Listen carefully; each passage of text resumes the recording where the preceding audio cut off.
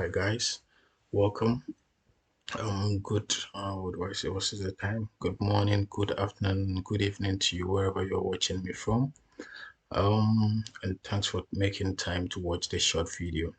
Basically, what I bring to you today is how to use the DML statement. When I say DML, is the data manipulation language in SQL, and or what some people call a SQL.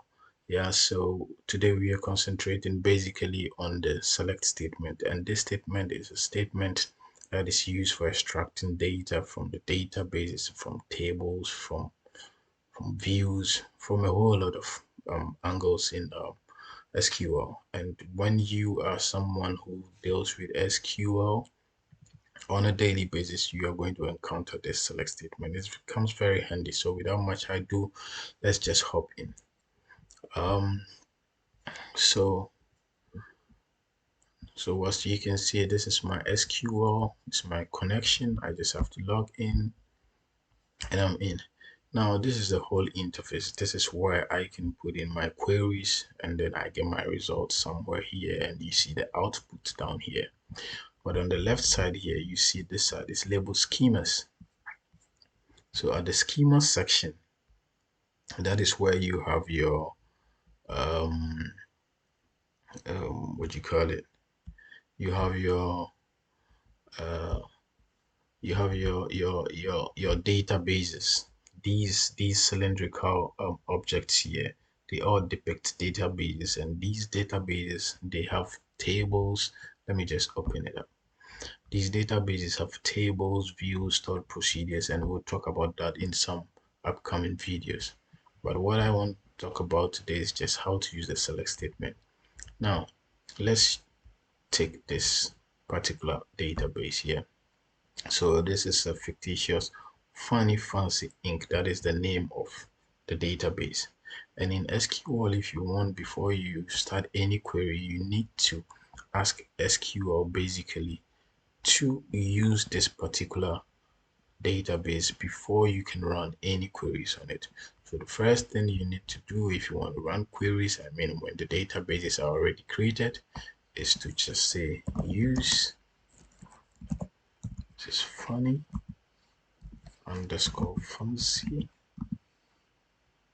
underscore inc. And you see this semicolon that I place at the end here, that is called a statement terminator. It tells SQL that you are done with that particular query and you want it to end there. Now, when you have something like this, there are two ways you can execute it. This is just a line. This is just a line, or I mean, this is just one syntax. You see this blitzer here with the lightning. When you click on it, it's going to execute this query. Let's try that. See, so use Funny Fancy Inc. That's what we put in our query editor, and we have it here. See that it affected 0 rows. It's just telling SQL to use this database. Now let's move on to the subject matter. So now, you know, these tables here, let's open it. This table contains a table called department, depth emp, depth manager, employees, salaries, and titles.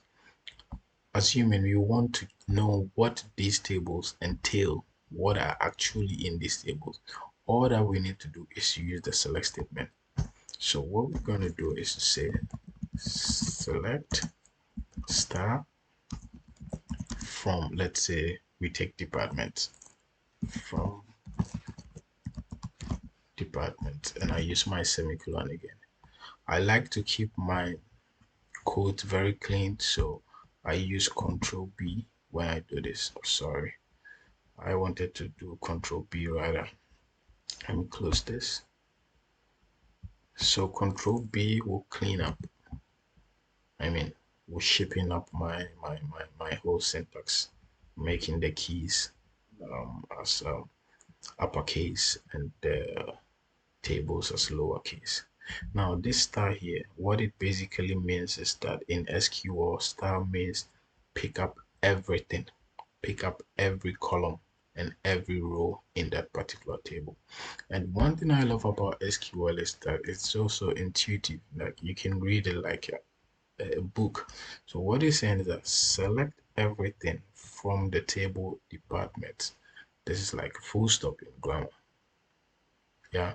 So when we key in, when we take the command, control, enter, then we get the result. So you see that in this department table, you see the name of the table department. In this department table, we have department number and department name. So customer service development and what have you. Now, let's try to enter this table, this employees table. What I'm going to do is I'm just going to copy this for time's sake and I paste. Then I'll change department to employees. See, Control B, got it already. Then Control Enter. See, so when we look at this section, you see that this is duration and the fetch. Tells you the duration with which SQL was able to fetch this particular data. And now when you look at the message section, it tells you about the rows that we have in this particular table here. This is about 300,024 rows, whilst the earlier one from departments were just 9 rows. So you see the difference, and you see the difference also in the time fetch. So now, sometimes we are confronted with a table, a very big table with a lot of columns, and we don't need everything.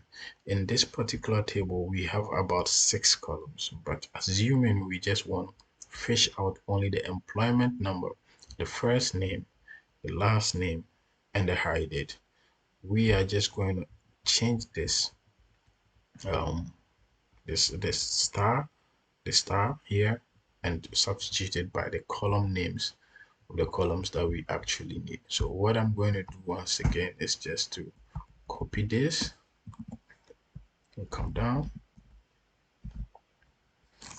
paste, then I keep the employees but I change the star. So I need emp number, comma, I need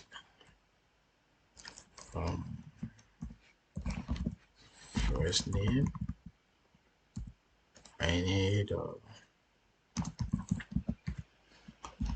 last name, and also the hire date.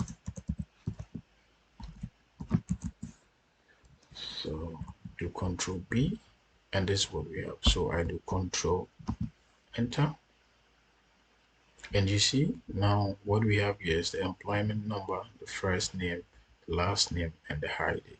Now let me give you a tip.